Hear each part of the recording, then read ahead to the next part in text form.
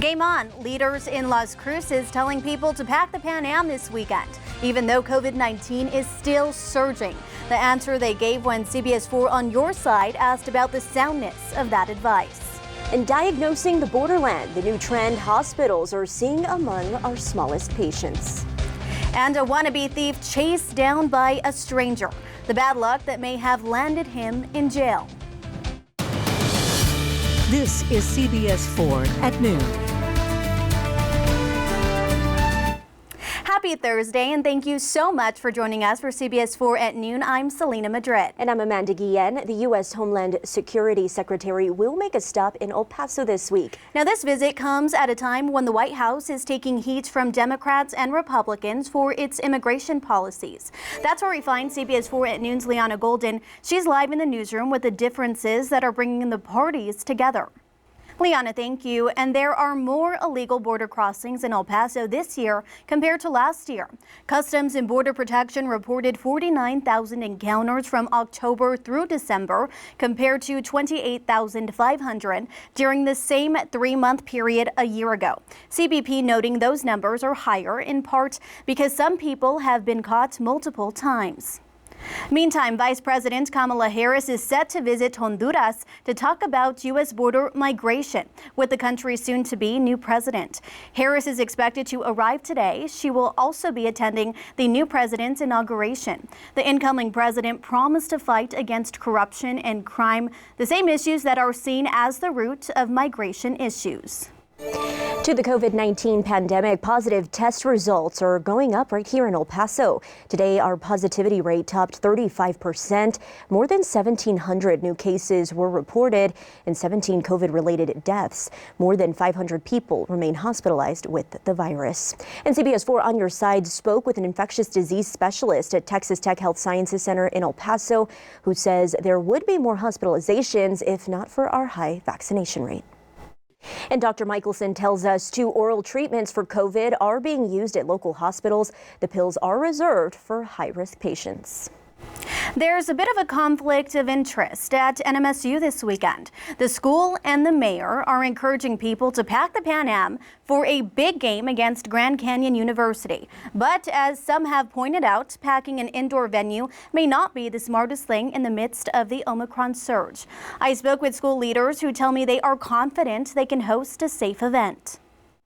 Grand Canyon University is also expected to bring a few hundred fans to this game. NMSU Athletic Director Mario Mocha says he's been in contact with the school's leadership to remind their fans about COVID-19 protocols in New Mexico. Also encouraging the community to pack the Pan Am, Las Cruces Mayor Ken Miyagi-Shima. On Twitter, he's encouraging Aggie Nation to bring everyone, including their grandmas, to Saturday's game. We asked the mayor about encouraging people to fill up an indoor venue when COVID cases are so high, and he responded with, please get both COVID shots, boosters too, wear a mask and enjoy the game. Go Aggies.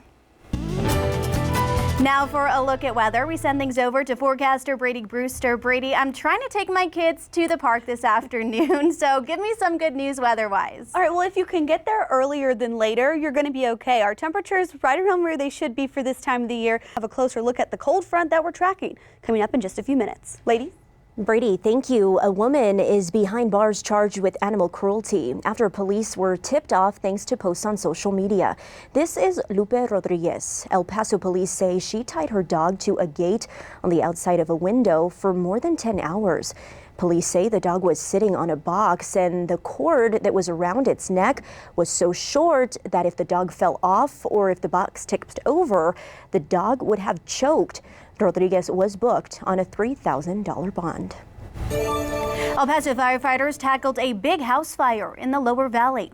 A viewer sent in this new video, and as you can see from at least a few blocks away, a cloud of dark smoke is coming from that fire, filling the skies with smoke. Now, this happened around 10 o'clock this morning near Alameda and Yarborough. After the fire was contained, our crew spotted firefighters investigating a garage as they extinguished hotspots. No injuries were thankfully reported, and the cause of this fire has not been released. Citizen going after it. A citizen takedown in Harris County. What that former athlete lettered in that made him more than ready to catch a suspect on the run. And protecting our troops, the latest presidential executive order aiming to stop sexual harassment in the military. Paw Patrol, the latest addition to our El Paso police force that will help keep our streets safe.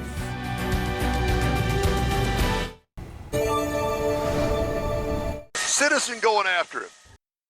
A Texas man is being thanked by law enforcement for helping chase down this wanted suspect. This video was taken in Houston yesterday. The guy in the video is a 26-year-old former high school track athlete and trained security guard. And I got out the car and started running.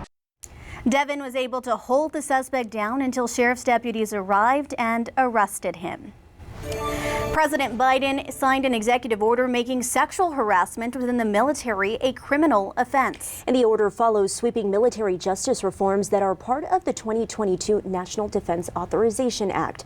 Sexual harassment complaints will be handled by independent investigators outside of the military chain of command. According to a Pentagon report released in May, military service reported receiving more than 1,700 sexual harassment complaints in the 2020 fiscal year. There are some new pups in town that are ready to patrol the streets of El Paso. The El Paso Police Department showed off their 5 newest canine teams in the Lower Valley today. Look at those cuties right there. These new teams will work at different events whenever the city needs them. In a patrol selection test. The canines and their handlers have been working together for the last year. Diagnosing our smallest patients, the troubling trend researchers are uncovering that's linking the pandemic and diabetes. It's next on CBS 4 at 10 on your side. Welcome back. President Biden will soon get the chance to fill his first Supreme Court vacancy.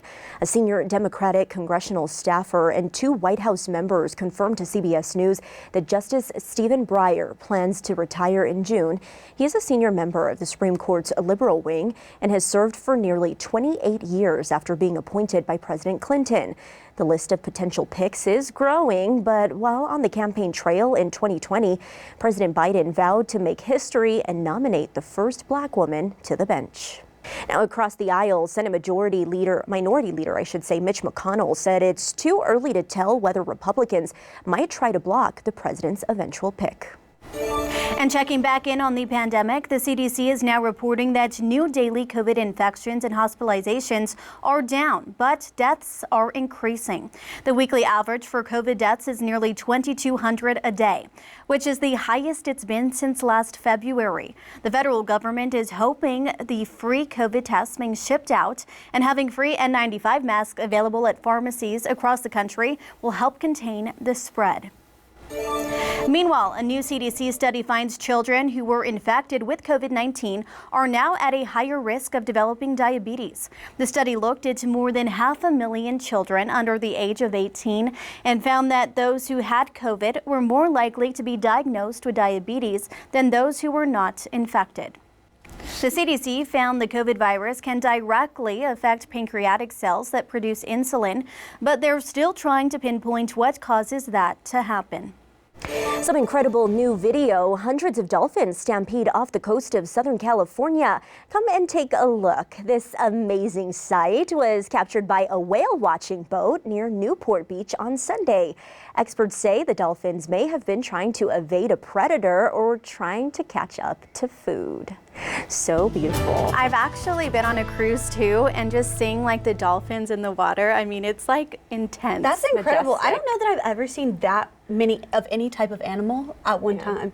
Yeah. So especially with them being dolphins. I've seen That's a really pack. cool. I've seen a pack of dogs at once. I mean, but that's You're in the the closest, desert, right? Yeah, and honestly, that's the closest to a cruise. I mean, that I think I have gotten in a while. So we'll take it. We'll Put take on it. your bucket list cruises. Cruises and, well, on a cruise, you know, you generally get a lot of sunshine. Okay. We're at least going to be tracking that, which is good. Okay. But we do have changes that are going to move into the borderland, and I'll get to that coming up in my 7-day forecast. Brady, thank you. A former high school football kicker who had her career cut short by a car wreck is now making an epic comeback. Kristen Muyor suffered a spinal cord injury during a crash in Arizona a year ago. She was partially paralyzed below the waist, and doctors told her she may never walk again, let alone kick. But take a look at this.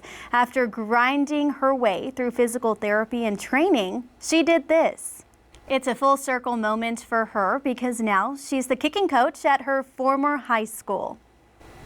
That's awesome right there. Good for her, girl. I know. Perseverance, you know what I mean? And it shows that if you stick to it, you're going to get to it again one day. Absolutely. So awesome. All right. College can be expensive. Coming up, the donation that could help the most underserved families in the borderland. And from the highway to the skies, the prototype that could soon be a reality. Welcome back. A new foundation in El Paso is getting a financial lift in order to get a footing in the community. Today, the El Paso area's Teachers Federal Credit Union gave a $200,000 donation to the Underserved Community Foundation.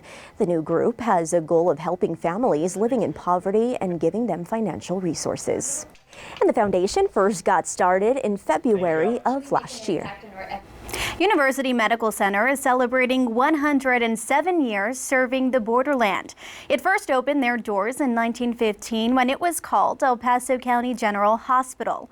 In honor of the anniversary, banners are hanging on the main campus and throughout their clinics, marking the occasion. Interest rates will rise as soon as March. That's according to Federal Reserve Chair Jerome Powell. It's designed to stave off high inflation, but there's concern about how high they'll raise the rates and whether easing up on the gas too quickly might trigger an economic downturn.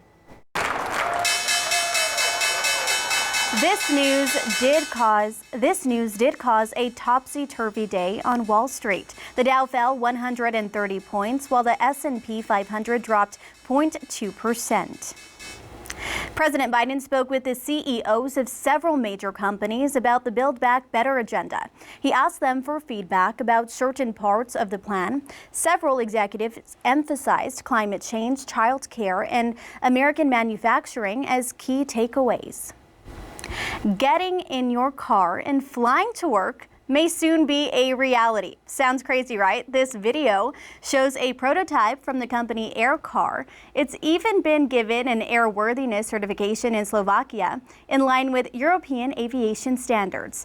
Overcoming the safety hurdle means the car, which doubles as a plane, has now moved a step closer to reaching the market. Man, and they say, you know, living in the year 2020, as you get to 2022, feels like the Jetsons a little bit. Kinda, yeah. I mean, I don't know if we'll even be alive to see that happen. I hope so. I mean, they're already passing it, so hopefully. Maybe. I mean, I'm young. I don't know about you, Selena. Maybe one day we'll go air shopping for cars. Okay. We'll see. I'll take it. I'll take it. Well, celebrating the Chinese New Year, how this year's zodiac sign may also point to this year's future Super Bowl winner. That's next on CBS 4 at 10 on your side. Welcome back. I think we can all get excited because it's almost the weekend. Brady, what should we expect? Well, better than what we're seeing right now. That's good. Well, we will start to warm up into your weekend, but first we have to deal with these colder temperatures for your Friday as that cold front moves through. You see those overnight lows. Those are going to be nice and chilly, especially with those winds. So be aware of that. But into the weekend, although we will be off to a cold start, slowly warming into the 50s by Saturday, we'll be back into the 60s by Sunday with a little bit of a breeze out there. Our next weather maker does look to arrive a little bit later next week by about midweek. Right now, cooler temperatures at that point with about a 10 to 20% chance of a shower or two. Brady, thank you. Football fans, here is an indication of who might be winning this year's Super Bowl. An unlikely prediction coming from a Chinese restaurant in Cincinnati. The owner noticed the zodiac for this Chinese New Year is the tiger. Cincinnati's mascot is, of course, the Bengals, which inspired some tiger-themed items to her menu. I think it's just amazing. I don't, like I said, I just, you know, what are the chances? So I think it's no coincidence, and we're doing everything we can to celebrate the Year of the Tiger along with the Bengal Tigers. Now, Wong says she is adding tiger shrimp to the menu and importing tiger beer from Singapore. So cool. And I mean, if you can predict it early and get your bets in, that's where the money's at, right? Yes, if you don't have a horse in the race, might as well bet on it, right? Honestly, I just can't wait for the halftime show. Okay. I don't even know who's performing. Mary J. Blige, 3 or 4 Snoop Dogg, people. Eminem, It's a big all one. the greats. See, can't wait. That's what we go from football to, we go straight to the halftime show. Yes. Alrighty, thank you so much for joining us. We'll see you back here tonight for CBS 4 at 5:30.